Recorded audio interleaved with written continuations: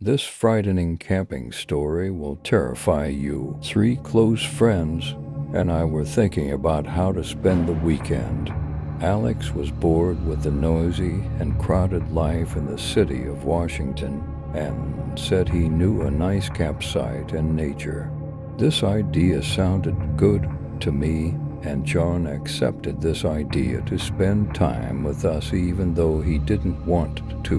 We started preparations for the weekend. Alex prepared the camping tent while John prepared the food and drinks.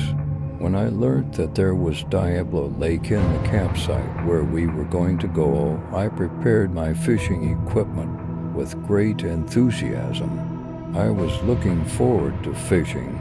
We set off on Friday afternoon as it was getting dark. Although John didn't show it, he had a reluctant attitude about going here. While we were chatting in the car, Alex started to tell us that Lake Diablo had strange stories for us. John asked him not to tell such stories because he was very afraid of them. After I insisted little to Alex because I was curious, he started to tell me little about the story. According to the rumors, there was a father and daughter living by Lake Diablo in the 80s. They made their living by catching fish in the lake and selling them. One day they went out to the lake to fish, and strange humming came from the depths of the lake, and their boat started to shake very strongly.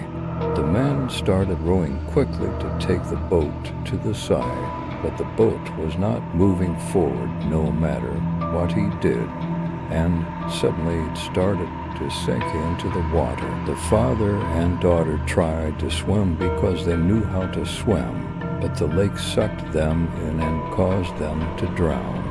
It is also rumored that after that day people who went to this lake heard horrible noises coming from the lake and saw the father and daughter walking on the water at night. Alex's story scared us a bit, but we continued on our way because the view of this place was so beautiful.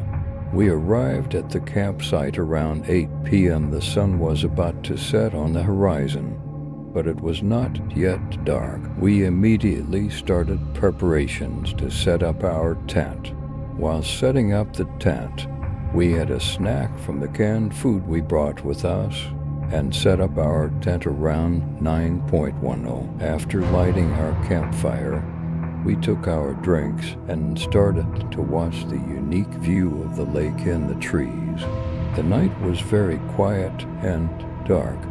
The only light around was the moonlight, and owls sounded from time to time, and the stars in the sky looked so beautiful that I couldn't help thinking how it would be if I never left here. I think the clock had probably reached midnight. I went to my tent because I was sleepy, and Alex had already gone to bed before me.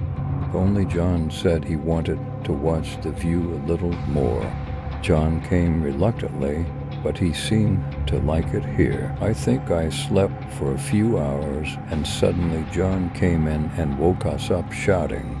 We tried to calm him down, and he kept repeating the same thing. I saw the father and daughter. When he calmed down a bit, we asked John to tell us what had happened, and he said that after we had gone to sleep, he continued to sit up and saw the father and daughter from the story we had told him in the car in the morning on the lake. His voice was shaking and he was scared and didn't know what to do. We thought that he had fallen asleep because he was sleepy, and we convinced him that it was a dream. We all went back to our tents and tried to sleep, but I was thinking, was it really a dream? Or were there really such terrible things happening at the lake? We didn't stay up late, so when we woke up in the morning, it was noon, the weather was beautiful, and the birdsong from the forest was like music. We had a nice breakfast, and John and Alex said they were going for a walk in the woods. I told them that I was tired of the journey, and they wanted to sit down. I sat for a while and watched the lake and the forest.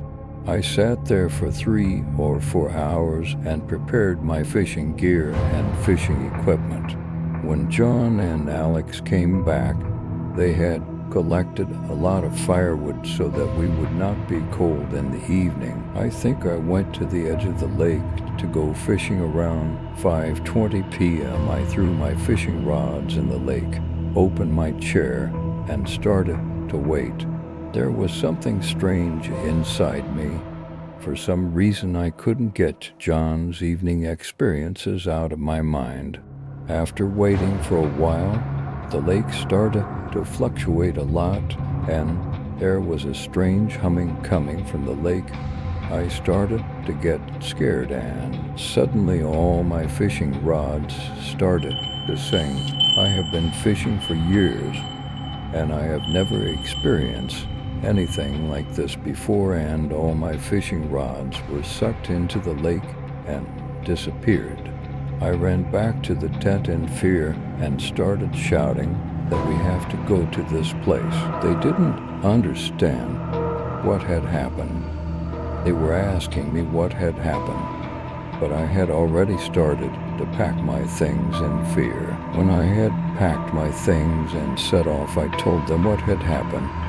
They were shocked, and John started to cry with fear. He said that what I had seen in the night was real and not a dream. We came home, and considering how bad a weekend we had had, it took us a long time to get over it, and we decided not to go to places where we had heard of such incidents again. If you want more horror stories to come, I would be happy if you like and subscribe to the channel.